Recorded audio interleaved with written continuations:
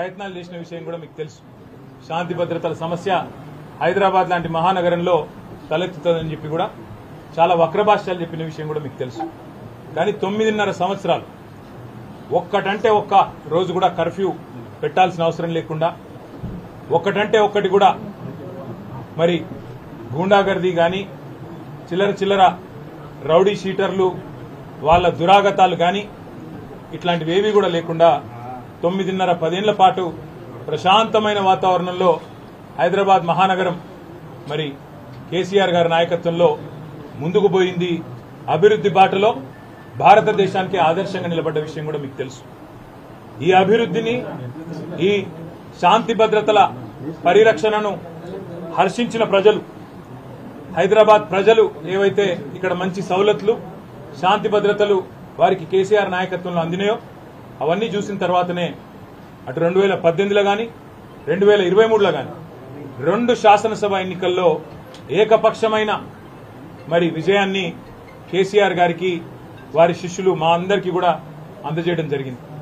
అట్లాగే చరిత్రలో ఎన్నడూ లేని విధంగా 2015 జీహెచ్ఎంసీలో ఆనాడు కార్పొరేషన్ ఎన్నికల్లో 99 సీట్లు సాధించి ఒక కొత్త రికార్డు నమోదు చేసినాం.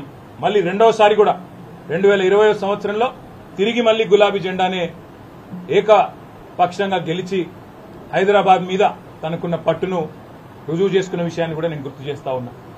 కానీ హైదరాబాద్ లో ఒక్క సీటు రాలేదనే కోపంతో హైదరాబాద్ ప్రజల మీద పగబట్టి వాతావరణాన్ని చెడగొట్టైనా సరే మరి ఇక్కడ ఉండే నాయకులను ఇక్కడ ఉండే మా సోదరులను రెచ్చగొట్టి అవసరమైతే శాంతి భద్రతల సమస్య సృష్టించైనా సరే ఈసారి గూండాగర్దీతోని చిల్లర రాజకీయంతోని గెలవాలనే ప్రయత్నం కాంగ్రెస్ పార్టీ చేస్తున్నట్టుగా కనబడతా ఉన్నది. నిజంగానే నిన్న మొన్న ఎవరు అంటే నేను నమ్మలేదు. హైదరాబాద్ లో పిచ్చి కుక్కలు పెరిగిపోయినాయి, కానీ ముఖ్యంగా మల్కాజ్గిరిలో పిచ్చి కుక్కలు బాగా పెరిగినట్టున్నాయి. లేకపోతే ఎవడన్నా మెడ మీద తలకాయ ఉన్నాడు గంటసేపు వచ్చి మల్కాజ్గిరి చివరస్తాల గుండగాలను వేసుకొచ్చి గంటసేపు ఇక్కడ ట్రాఫిక్ జామ్ చేస్తూ నేను ఇక్కడికి వచ్చినా నువ్వు రా అని చెప్పి బస్తీ మీద సవాల్ అని చెప్పి చిల్లర రాజకీయం చేస్తుంటే ఏం చేస్తున్నది పోలీస్ యంత్రాంగం అని నేను అడుగుతున్నా.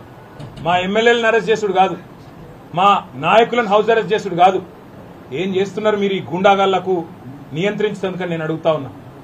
ఇలా ఒకటే మాట నేను అనేది, అసలు ఏమి అధికారం ఉన్నది కాంగ్రెస్ పార్టీ నాయకులకు మల్కాజ్గిరిలో? ఇవాళ ఇక్కడ ఎమ్మెల్యే గారు బీఆర్ఎస్ పార్టీ నుంచి ఉన్నారు, గౌరవ కార్పొరేటర్లు ఉన్నారు, సబితా అనిల్ కిషోర్ గాని మా సోదరి విజయశాంతి శ్రీనివాస్ రెడ్డి గాని మా వాళ్ళందరూ ఉన్నారు. వాళ్ళందరూ ఏ ప్రోగ్రాంకు పోయినారు? దేవుడికి గుళ్లకు చెక్కులు ఇచ్చే కార్యక్రమానికి పోతే అది కూడా కావాల్చుకొని మీ అడ్డాల పెట్టుకొని ఆడ పిరికి పందలైన మీ అనుచరులను పెట్టి గూండగాలను పెట్టి మా వాళ్ళ మీద దాడి చేయించి ఏం చేయదలుచుకున్నారని నేను అడుగుతా ఉన్న కాంగ్రెస్ పార్టీ నాయకులను, ఈ చిల్లర గుండాగాలను. ఒకటి గుర్తుపెట్టుకోండి, అధికారం ఎవడి అబ్బసొత్తు కాదు, అధికారం ఎవడికి శాశ్వతం కాదు. మళ్ళా మా టైం వస్తుంది. ఇవాళ కట్టు బానిసల్లాగా పనిచేస్తున్న అధికారులు ఎవరైతున్నారో నేను వాళ్ళకి చెప్తున్నా, ఇలా రాసి పెట్టుకోండి. రేపు మళ్ళా మా ప్రభుత్వం వచ్చినాక మిమ్మల్ని ఒక్కొక్కరిని ఏం చేయాలో రాసి పెట్టుకుంటున్నాం, చేసి చూపెడతామని చెప్పి కూడా నేను విజ్ఞప్తి చేస్తా ఉన్నా. మీరు కట్టు బానిసల్లాగా పనిచేసి ఇవాళ మా రాము యాదవ్ మీద 1 కాదు 2 కాదు 7 ఎఫ్ఐఆర్లు చేసిండ్రు.